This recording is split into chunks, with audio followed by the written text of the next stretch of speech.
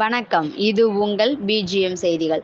திருவள்ளூர் மாவட்டம் கடம்பத்தூர் அடுத்த காரணி வடபகுதியில் அமைந்துள்ள கெங்கையம்மன் ஆலயத்தின் 6ஆம் ஆண்டு தீமிதி திருவிழா வெகு விமரிசையாக நடைபெற்றது.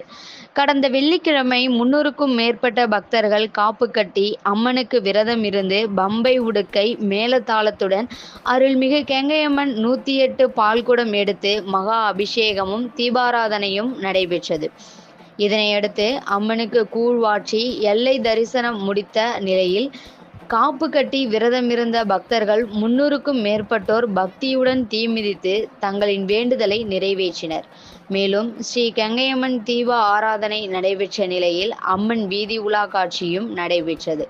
இந்த தீமிதி திருவிழாவில் காரணி வடபகுதி கிராம மக்கள் மட்டுமல்லாது சுற்று வட்டார பகுதிகளை சேர்ந்த 1000க்கும் மேற்பட்ட பக்தர்கள் கலந்து கொண்டு அம்மன் அருளை பெற்றனர்.